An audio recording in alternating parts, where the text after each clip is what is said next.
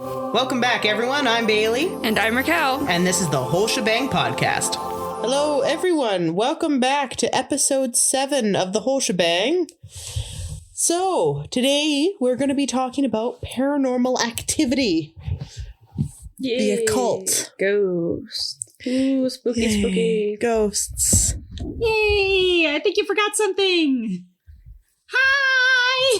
Yeah! Oh, yeah, this is where we're introducing Judy. Yes, so we are having one of our friends come on, one of our very good friends. Her name is Judy. Judy, introduce yourself and tell them a little bit about yourself. Hi, my name is Judy, and what do people want to know about me? Because this is new. I've been friends with Raquel longer than Bailey. I've known Raquel pretty much since we were in kindergarten. We were pretty much forced into a friendship, and it hasn't ended since. Much to her dismay. It's not dismay. And then Raquel pretty much forced me into a friendship with Bailey. It feels like my friendships are forced. But from then on, they are very nice. Is that bad? That's fine. She started off having non-consensual friendships. It's a great sign for your future there. And yeah, so these two work as a dog groomer and are still in school. I'm working as a nurse, so I get a whole other experience. Yeah, I am a animal lover like Bailey is, and I am an anime lover as well. And yeah, what else do people want to know? You guys help me here now. I don't know. I think that's mostly what our introduction was like, too. Yeah. Yeah, so yeah, we're going to go with the flow on this one. Yeah, so Judy's jumping onto the podcast to help us tell different aspects of our stories. And she'll be on again in the future, too. Yeah. Well, I'm on and off. So look forward to seeing her back. So what are we going to talk about today? Ghost stories. Ghost stories. Well, one person on this couch believes in ghosts. So what makes you believe in ghosts? You don't believe in another dimension? Not really, no. You don't believe that energy can be so powerful that it can leave residual spots of itself? No. You guys are no fun. Okay, so if they really wanted to, why would people want to stick around? I mean, life is hard enough as it is. Okay, so I get not wanting to stick around as a ghost, but sometimes I believe that energy is so powerful, especially on old battlefields or anything like that. It's not quote unquote ghosts sticking around. It's just the imprint that their energy has left behind that people are seeing. Sure. Yeah. Sure. You need to keep this long, awkward pause because both Judy and I are at a loss for words of what to say here. I had no experience seeing or experiencing the supernatural. The most supernatural things I get are the wind blowing and the curtain, and the curtain being closed, but the wind being strong enough that the curtain is still flowing. Like, you need to help me out here, Bailey. Make me a believer. I don't know if I can make you a believer. But I do believe that there are strong enough energies in the world to leave lasting impressions. Okay. It's... You're getting a little quantum physics-y here. I was going to say, I can't bring up quantum physics because I can't really explain quantum physics that well. I should have invited my brother. But... I'm not that helpful, am I? No, you're good. I love the idea of the quantum physics and the different planes of existence and how energy can kind of transfer between each one. And this is getting a little off topic, but the thought of time is that time is just a simultaneous thing that's happening in different dimensions all at once. So the past, present, and future are literally all happening right now, and it kind of bleeds through. You know? Interesting. Okay, this is a fun topic. Do you believe that time flows linearly or circularly? I don't think time exists. I think that we are all just in this one present moment, and there are billions of other present moments that are just bleeding through. So that's why you have no clocks in your house. Yeah, I also don't need to. I don't need to know time. Do you believe in alternate mirror worlds too, and that's why you have no mirrors in your house? Yeah, actually, I will not hang a mirror in my house. I will hang one in the bathroom, but that would be the only place I would ever want a mirror. But you still don't have one in your bathroom. No, I mean, I have no use for a mirror. I have short hair. I don't need to see what to do in the morning. I wake up, I go. Sometimes I don't wear makeup. You have guests who like to look at themselves. Well, stop being narcissistic. Ouch. Okay. See, I see Bailey as the one who is worried that when she's looking in a mirror, someone's going to grab her and pull her into the mirror dimension. Oh no, what I'm worried about is I'm looking in the mirror and I'll look away for a second. I'll look back and my reflection's doing something completely not what I'm doing. Oh, here I thought you were going to say you were afraid of Bloody Mary showing up. No, I tried that as a kid. It didn't work.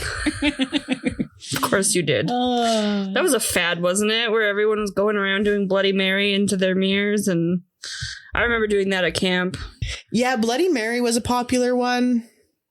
Trying to think of others. I've watched so many on the internet of like 3 a.m. challenges. They were really popular like a couple years back, like 2020, 2019. Okay, see, now maybe this is just me in a mental state, but the most supernatural thing I've felt is that, you know, when you're driving or doing something and you're kind of sitting still, but you feel you have your hands on something, but it feels like your hand is above where your hand actually is. Kind of like you're above your body. Kind of like that out of body experience thing. That's probably the most like supernatural-ish thing I've felt around myself. I mean, probably not ghosty or supernatural thing I've ever felt, but that's probably the closest I've ever felt. Interesting. Yeah. And you could say that's crazy, but no, I don't think it's crazy. I mean, a lot of people have had like out of body experiences, and that sounds like an out of body experience. Yeah, I think the creepiest thing that happened to me, it was walking in the woods with you in Scotland. Yeah, after that happened, you still don't believe in otherworldly shit? No, I'm fully committed to the idea that man who was on the beach with his child was actually a serial killer. Okay, well, I want you to go back to Scotland. Go back to that exact path, and you're going to walk it alone. Okay. Do it. No. See, that was a very paranormal thing because, like, oh, I got goosebumps with that. The hair rose on the back of my neck. It was like that feeling of wrongness. Do you ever get the feeling you're being watched? Oh, by you all the time. I'm always watching. All the time. But I live in a creepy neighborhood, so yeah, you do. But even like when you're walking down a path, like that can be just eerie. Yeah. Walking through the woods, or just when you're walking on the side of the street and you think you hear the car, but it's not there. That one's kind of bothered me. Yeah. Back to your time thing, though, I have a question that's related to Mesopotamia, because, you know, I can't not. Okay.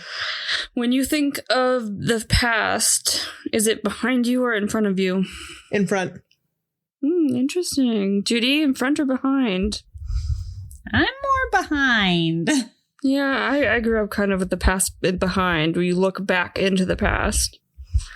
You look forward to the future. The past, though, shows you the way to the future. Which means the past can never truly be behind you. Well, the simplest way to put it, and the way the Mesopotamians think of it, is you know what's in the past. So you're looking at it already, but you don't know what's in the future, just like you don't know what's behind you. So you're walking backwards into the future because you're walking backwards into the unknown. I like that. Yeah. I like that. See, the way I look at it is we learn from the past to go forward into the future. So we don't want to forget the past, even though I've heard some people say, like, just forget about the past. Why are we looking at it? It's like, because we don't want to repeat anything. I get told that a lot. I bet you do, especially in your profession. So It's a very interesting way because it can tell you a lot about how someone views the world. So what would it say about me? you and all your ghosty thoughts. Don't laugh like that. My ghosty thoughts. I've had paranormal experiences, not many, but some. Okay, well, I would consider someone who thinks of the past as in front of them, as being willing to confront their past and not running away from it, but also dwelling on it too much. Well, I'm an overthinker, so that's definitely a thing. Yeah. Where someone like Judy is focused, she knows what was in the past, but she doesn't need to focus on it, where she's more focused on what's going to happen in front of her. True. Okay. That's fair. You're fair. It's a very interesting way. It's like asking people if they think humans are born evil or good. Is evil taught? That's a hard one. I had a professor ask us that, and none of us could answer because it's hard. I'm cynical. I think people are inherently evil. That's the nature versus nurture argument. Yeah. We're getting a little philosophical here. We're getting way off the paranormal idea. Well, not necessarily, because paranormal is just unexplainable phenomena, things, right? Yeah. And a lot of philosophy is just asking questions. Loch Ness Monster, yay or nay? Yay. Okay, so I will say Loch Ness Monster, I love the story. Do I think it is something that exists currently in our time? No. I do believe that it was something explainable, but I mean, you got to have a little bit of wonder. See, but the thing is the Loch Ness Monster exactly what they depict it as? Like, is some people, I've heard people depict it as this creature with a long neck, kind of like what is it? Plesiosaur? Yeah, thank you. Kind of like the plesiosaur in the dinosaur times. I can't think of what specific time in history, but was it exactly that kind of creature? Probably not, but that was what they depicted it as. It could have probably been something else, but that's what people described it as. Maybe there was a Loch Ness Monster, but it probably didn't look like that. Mm-hmm. I don't know. You guys went to the museum, not me. I stayed home and watched your dogs. They were their own kind of monster. But you know what? I could probably believe that there was something in Loch Ness. Yeah. Unicorns, yay or nay? Unicorns are everywhere. It's just a creature with a horn. I'm on the fence. I like the idea of unicorns being real. Mm-hmm. I don't like the idea that people went around killing narwhals for their horns. No. But you see, I do believe all myth and legend results from grains of truth. Mm-hmm. It doesn't have to be, there was this wild unicorn, quote unquote, running the pastures of Scotland. There could literally have been a deformed horse with a horn. Yeah. There has been several times where goats have been born with one horn. Or deer unicorn, even. Right? Yeah. So they just account it like that. And that's how the stories get made. And then over time, they put it more into like horse features or anything like that. But I do believe grains of truth. Mm-hmm. So I don't believe the unicorn is a horse with a horn with magical powers. I do think, though, that there was something at some time that caught someone's attention that started the whole myth. I'm just curious. Have you guys seen when they post animal skulls and ask you what it is to tell you what it is? So they show you this really creepy picture of a rhino. Imagine never seeing a rhino and then suddenly someone brings you this. What is that going to look like in your mind? That makes me think of a dinosaur. Yeah, same thing. So, the picture you just showed was a dinosaur in my mind if I had never seen a rhino. But I read a really interesting study actually a couple days ago about dinosaurs, and they have now started reimagining what they looked like, because originally when they found bones and started putting scales and skin on them, they did it like they just wrapped the skin on, and they didn't try to imagine there would be any sort of musculature or anything. So if you do that to animals, like a cat looks terrifying. Yes. So they've done this, and you can see, like, just looking at an animal, if you just wrap the skin on it, of course it's going to look like a creepy lizard thing, but they actually were most likely more bird-like than we think. Well, and they did say that a lot, that some of the dinosaurs were related to birds. Mm-hmm. So that is... So less reptilian, more like giant chickens. Yes, and so this actually gets me into a little theory. I love dragons. Mm-hmm. Love dragons. Oh, yeah. So now with them doing things like that, look at the Tyrannosaurus Rex with its little tiny arms. Mm-hmm. Which could be full wings. Which could be full wings. T-Rexes could have been fucking dragons. I don't know where they got the fire breathing from, okay? But, like, it could have been a dragon. We're sorry, Bailey, that you were not born in the dinosaur times being able to tame a dragon, okay? We're sorry. You were born too late. But so, if you look at it like that, though, so if they're more bird-like, then consider the Tyrannosaurus Rex in bird. Are they going to be a ginormous chicken? Or But are they going to be here's the thing. dragon, quote unquote? I can go with your theory.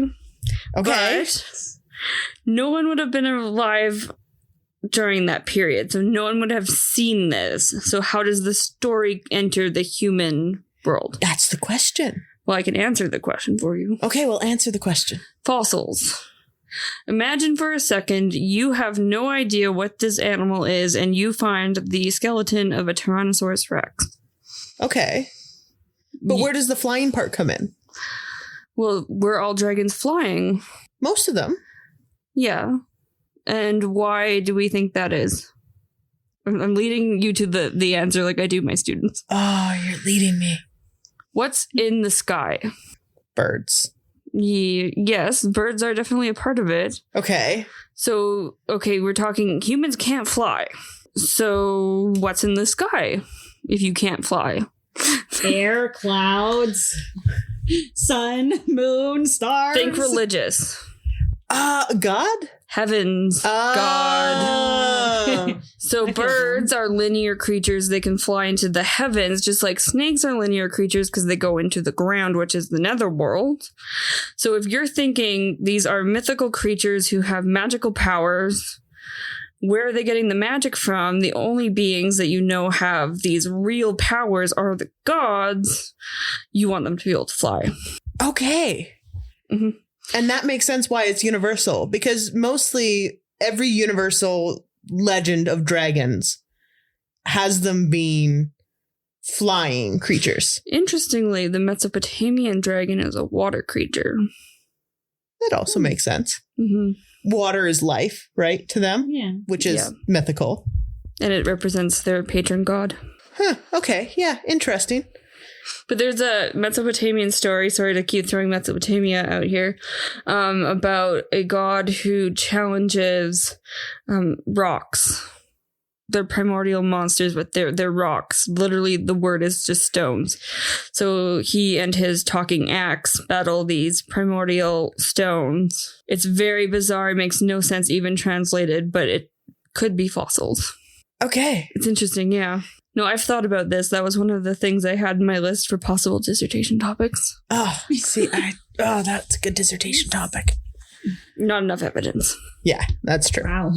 Okay, but back to ghosts. Okay, back to ghosts. How do we get from ghosts to dinosaurs? Well, I mean, truthfully, we went from ghosts to quantum physics to dinosaurs Okay. to ancient Mesopotamia to... Back to ghosts. Back to ghosts. I Back to can ghosts. talk about Mesopotamian ghosts too. There is a linear progression here. Let's try to get away from Mesopotamia for a while. But they love ghosts. Everybody has a ghost. There's a ghost living in your house. Grandma's cranky at you in the corner. Grandma's there and you banish her when she gets too mad. There's a whole ritual for it. Yeah, and then apparently there's also roof demons everywhere too. So let's leave that alone. Let's leave all this alone. But this is the fun stuff. I don't get to teach this stuff very often. Okay, so paranormal. The paranormal experiences I've had have been very limited, and they happen most of the time when I worked at the Humane Society. Interesting. Yeah, it was. They were creepy. I don't know if people had died or if sponsors had died and came to the I don't know. Were they people or were they? They were people. Oh, that's really weird. They were people. This is like at the Animal Humane Society, right? Yes. Okay. That's why I was like, maybe if they were animal experiences, that would make sense. No, they were people, it didn't make sense. I mean, maybe it's the people who passed away who used to own the pet. Maybe that could be it too, that they were attached. And they're just keeping an eye on them. Yeah. So when I worked at the Humane Society, we had a closing shift. So we had like a 4 p.m. to like a 9 p.m. shift. And so it would only be me and one of the other girls working. The amount of times that we were sitting in like the cat rooms, just cuddling the cats or just making sure they were okay, doing laundry and that, we heard footsteps throughout the entire thing. And we heard like voices. So we thought people were coming in. So we would go up to the front and look for them. And then we would have to check the whole building because there was nobody there. My biggest experience was I was cleaning out the dog runs like I do every morning. And I would blast the stereo because all the dogs would be barking because they want to go out and they want to get breakfast. So I had the stereo blasted so I could hear it through the headphones that I was wearing. And I heard someone right next to me say, "Give me a break." Just clear as day. Just give me a break. I actually stopped cleaning the kennel I was in, went out and looked around to like see people, but the stereo was blasting. I was wearing my earmuffs and I heard it as if it, like nothing was going on. And I swear I looked at the dog in the kennel that I was going to be at next. And I said, "You better have just learned how to talk." Maybe he did. I hope so. Then after that, there were ghosts that kept on messing up my gates in the back. So I would go and I know that I would have fully locked the gate. Gate would be unlocked and the dog would be running back and forth. Well, at least your ghosts are animal lovers. Yeah, animal lovers. And one of the other girls at the Humane Society at one point, I was cleaning the back dog runs. I wasn't hearing anything. I was outside. And all of a sudden she comes running into the back. She was in her 50s. She's like, "Oh my God, Bailey, are you okay?" I'm like, "Yeah, why?" She's like, "I just was cleaning isolation and I heard someone screaming for help." And I was like, "Oh yeah, no, that wasn't me." So then we had to check the entire perimeter and I hadn't heard a thing. So we had to check the entire Humane Society. That is why I believe. Creepy. Right? The only uncanny feeling I've gotten, because I work in museums, is in one historic house. I did not like being in there alone. I think, though, that was mostly in my head because people told me ghost stories before I started. But it just had a weird feeling to it. I didn't like it. The other buildings are perfectly fine. It was just the one where, and it wasn't even a historical house. It was a recreated historical house. It was just a creepy building. And I was pretty sure I was going to fall down the stairs. They were very steep. But you had to climb up these really steep stairs just to turn the power on so the lights would go on. I did not like that. I did not care for that at all. You guys need to stop working at these creepy buildings, okay? The other museum I worked at has had ghost hunters come in. You can watch it on YouTube. I'm not going to say which museum it is, but it is on YouTube, where they try to track ghosts and they see little spheres of light, which are very obviously shines from flashlights. But some people who've worked there have said that they've experienced ghosts. I don't know. I've been in the creepiest room when the power went out and I didn't experience anything except for the frustration that I couldn't see anything. So I don't know. But they do have an embalming board back there, so it's child-sized and had stains on it. Yeah, that would give anyone nightmares. That freaked me out. I didn't know what it was. I was really glad I didn't know what it was. Didn't you touch it before you knew what it was? With gloves. I always wear gloves. I moved it, and then I looked it up in the database, and it said embalming board, and I was like, oh no. And then I Googled embalming boards from that period and discovered there's a whole thing where you buy antique embalming boards and turn them into modern furniture. That is actually very disturbing. Yard furniture. Yeah, you know, you can lie down on it. It's human sized. Yeah, I don't know. I don't know why it's a whole thing. It's a thing. People like occulty, I guess. I don't know. That's a little unsettling? Yeah, not so much a cult as in morbid curiosity. Yeah. It was weird. It's apparently really popular. It freaked me out a little. Yeah, that's concerning. If you want an embalming board, don't. Just don't. Just don't buy an embalming board. We could probably buy one on eBay if we wanted to. I don't want to. But yeah, that's the creepiest I've had. I recently had a story because I was just there from a girl who actually told me that it wasn't in the collection part, which is where all the stuff is, that it was actually at reception where she's had experiences of, you know, sometimes the alarm goes off when people walk in, there's a sound that goes off, and it'll go off even when I was there. It goes off regularly when there's no one there. Personally, I know it's the birds because it's outside and sometimes the birds will hit it, but she's had it when she's looked and there weren't any, so I don't know if that's something. But she said at one point she felt a hand on hers and there was nobody there, and that really freaked her out. I was like, yeah, that's understandable. But I was working in the collection, and one of the other students brought their mother in to see it. And she walks in and she goes, there are presences here. I can't go any further into this room. And she was super freaked out. And I was just sitting there like, can we be friends? And one of their employees started a ghost finding tracker on their board. And he claimed to have seen 5 ghosts. I don't know. I know this particular person, and yeah. You two also know this particular person. They were a friend of my younger brother. Yep. So, I don't know. But I think for the museum aspect of it, anything old creeps people out. And when old things are piled up it almost looks like a hoarder's house if it's not clean, and you just have shelves full of stuff, there's some sort of uncanny feeling people get. I don't know if you guys have ever been into like a hoarder's house or something and you're just like, ugh, because you get that feeling like maybe something's around the corner but you can't tell. My parents. Oh yeah, your parents. Growing up, I would always feel that feeling of like something's there upstairs of my parents' house the entire time. But then I eventually like lived upstairs and I lost that feeling over time. But it comes back. Like when I went home the last time, I was like, ooh, yeah, this is a weird feeling. Mm-hmm. And that has played into other things as well, which we'll get into when we do our witchcraft episode. So keep an eye out for that because I do practice. And the story of how my awakening as a witch, so to speak, comes about actually does have to do with the upstairs of my parents' house. You didn't like my parents' house either. You kept telling me that house was haunted. Yeah, I didn't like your parents' house either. Mainly the downstairs I would not go to. No, the downstairs was creepy. The downstairs was creepy. The downstairs was really spooky. Let's be honest, Raquel. The scariest part of the downstairs, though, honestly, was my dad.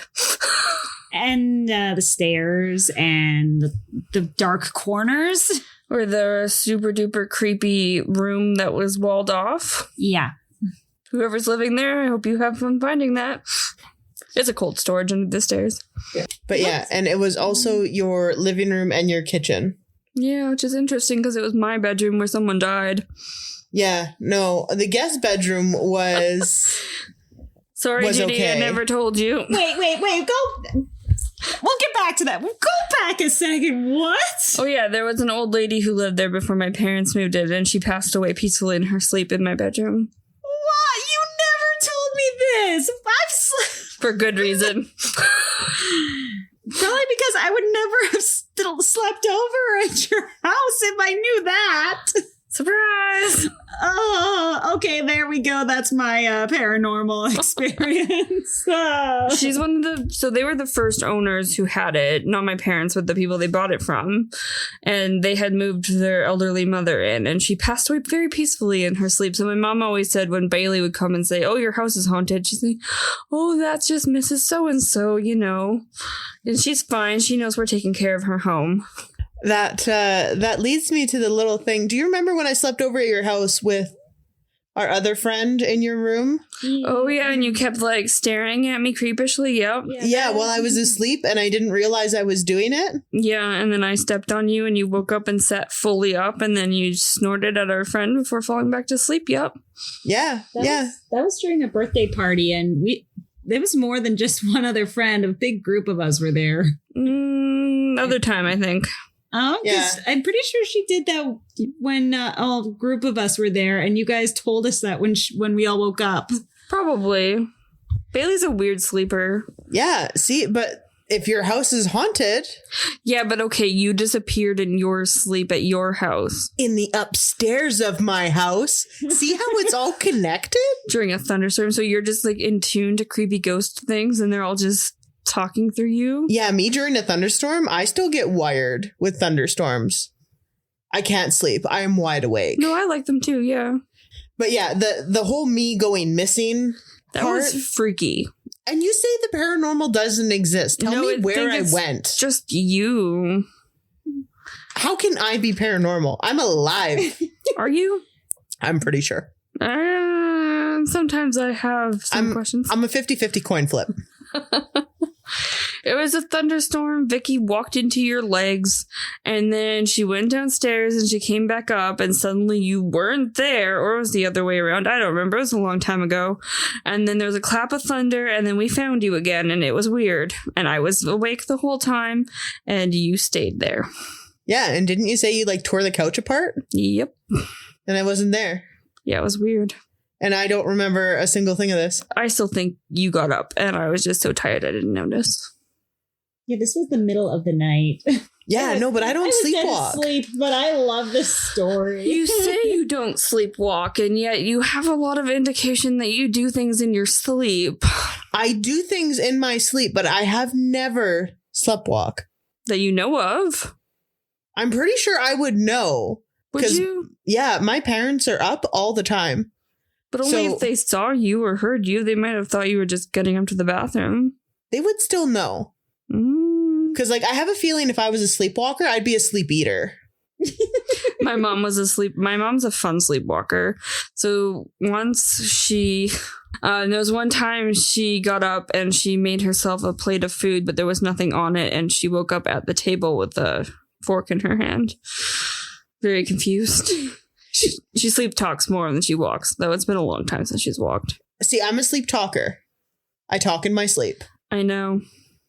But I don't think I've actually ever gotten up in my sleep. You've sat up in your sleep? I've sat up, but I don't think I'll actually, like, get up and walk. I think there would have been more evidence to that. Okay. Set up a camera. Oh, please don't. I don't want to know what goes on. Probably just your dog moving around. Yeah, probably. Yeah, no. I mean, I've went for a sleep study. They didn't find anything wrong.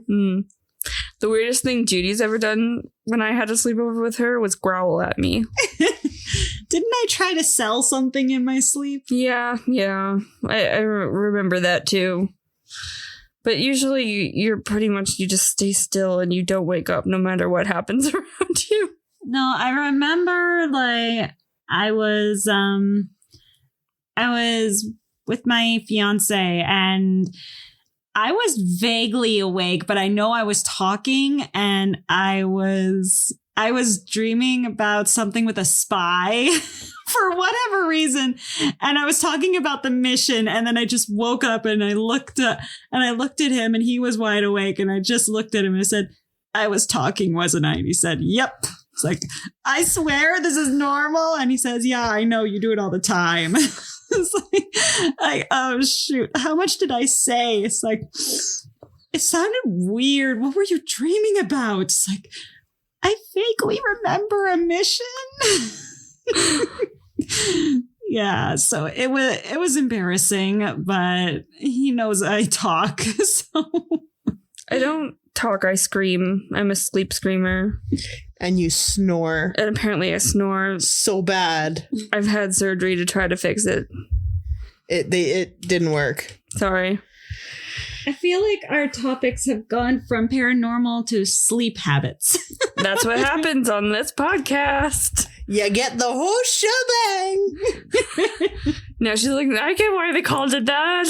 Yeah, a little bit more, yeah.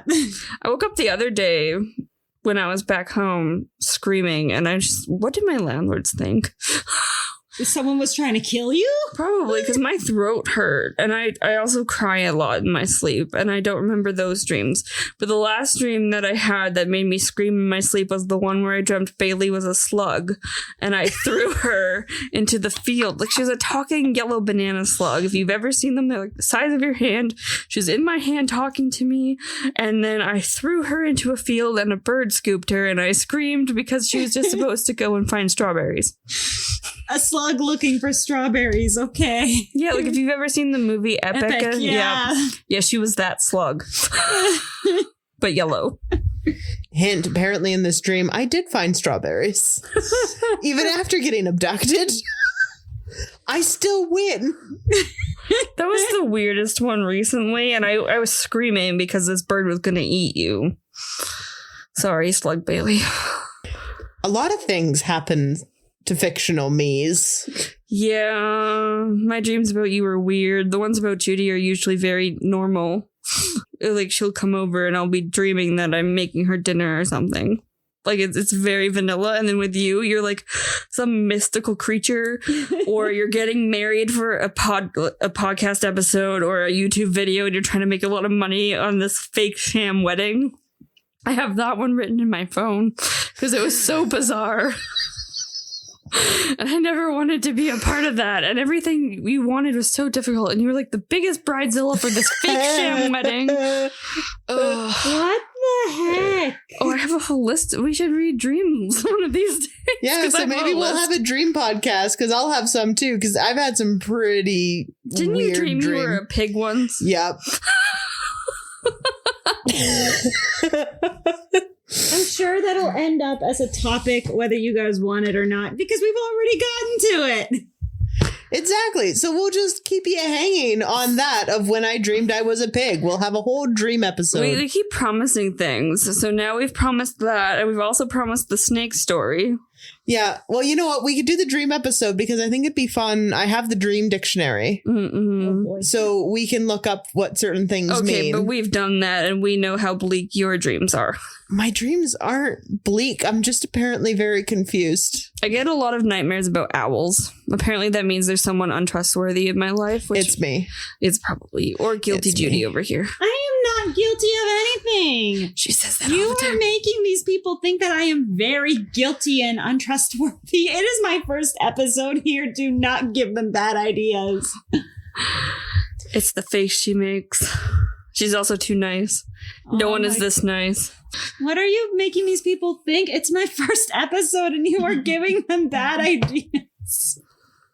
Love you. Oh. Well, on that, so Judy can't redeem herself, let's end this episode.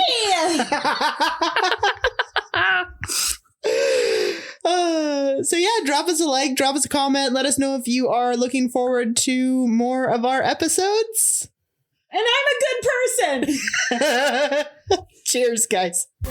That's all for today. Catch us on Instagram, where we drop teasers for the next show, and our Discord account. Links are down below.